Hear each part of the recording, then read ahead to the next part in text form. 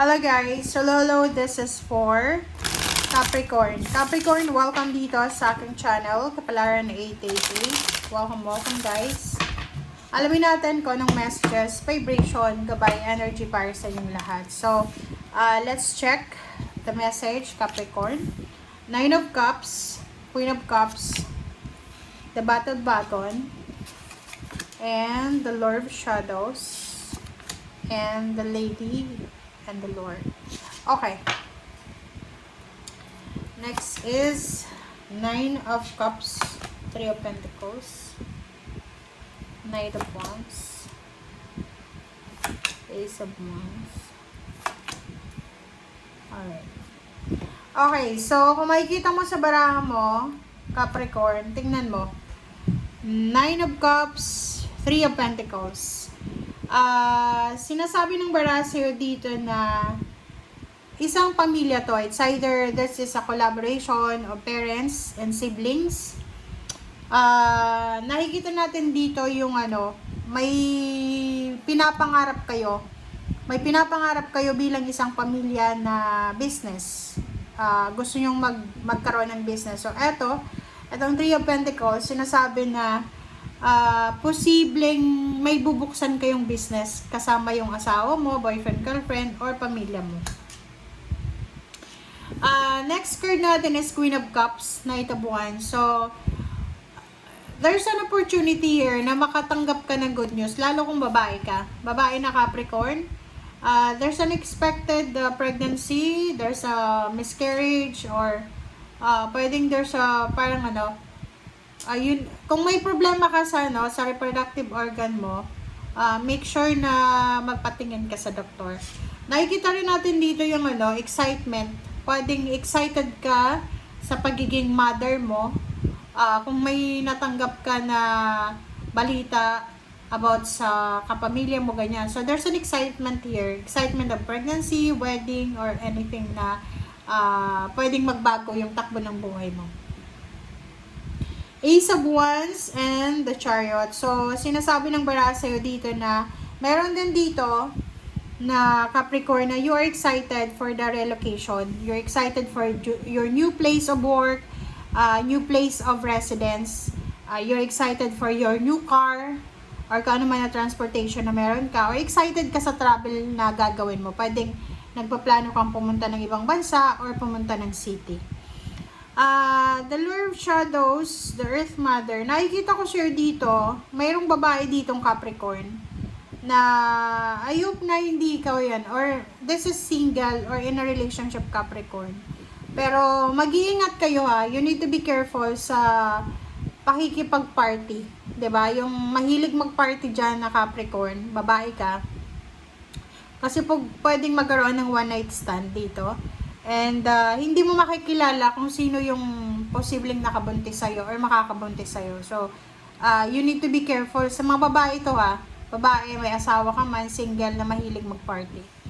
The Wild Hand and the Lady and the Lord. Yun, sinasabi ng baraha na lalo kung may asawa ka, may boyfriend, girlfriend, may kalibin ka, iwasan na natin yung sobra-sobrang paglalabas, lalo sa gabi na laseng, ganyan, ganito. Kasi yun na nga, pwedeng mawasak yung pamilya mo. Pwedeng magkahiwalay kayo ng asawa mo. It's because of unexpected pregnancy na hindi naman, like for example, yung asawa mo nasa ibang bansa, tapos nabuntis ka bigla. Or pwedeng yung iba sa inyo dyan, yun, mga unplanned na pregnancy or unplanned wedding. So, you need to be careful. Alright, so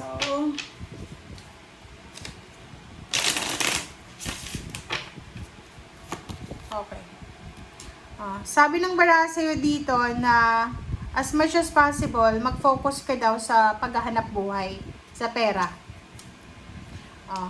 Sinasabi ng baraha sa'yo dito na there's an opportunity para sa'yo, Capricorn, na maging sobrang successful kung aalis ka sa lugar kung nasaan ka man sa ngayon. Kahit nasa ibang bansa ka na, yung lugar na pinagtatrabahuan mo ngayon is not an assurance para sa'yo na dyan ka talaga yayaman.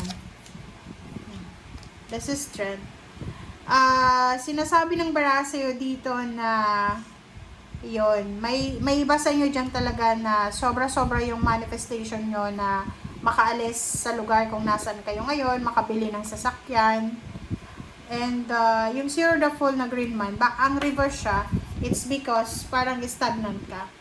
Yung parang ang nakikita ko sa'yo dito, isa kang Capricorn, ang dami mong plano, nag-i-imagine ka sa gabi, pero hindi mo naman hinahanapan ng action. So, yun. Pero kung isa kang Capricorn na pinagsasabay mo yung imaginations mo and your actions, wala kang masyadong magiging issue dyan. Alright? And the World Hunt, yun lang, be careful ha. This is the warning na kailangan mong pakinggan. Lalaki ka man or babae. Yung lalaki kasing Capricorn, pwedeng makabuntis. One night stand, dahil lasing, ganyan, ganito. Yung babae, pwedeng mabuntis din. So, you need to be careful.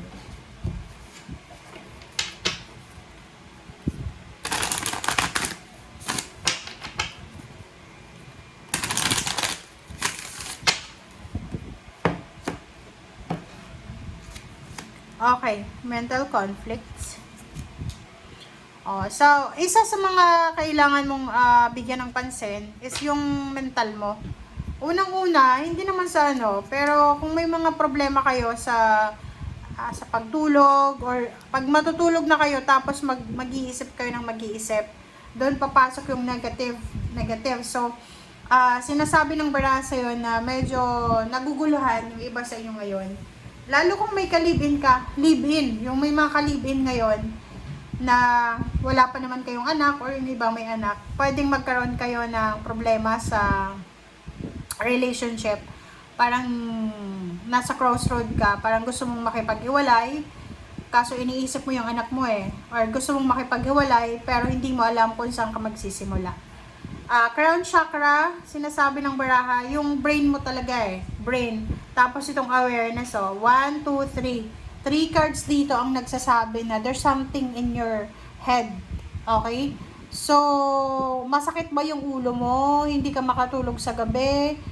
Kahit antok ka, naliligo ka, parang ganon. So, as much as possible, kung may nararamdaman ka sa ulo mo, you need to visit the doctor or the specialist sa ganyan. Kasi, pag hindi mo yan, sorry pero pag hindi mo yan naasikaso, baka, like, halimbawa, bago kang panganak, masakit yung ulo mo, baka nabinat ka na. Okay? Lalo naman yung iba na 3 oras lang yung tulog, tapos maliligo kayo. Or yung iba, worse talaga, hindi natutulog. So, you need to be careful, guys. Okay? Thank you, guys. Bye!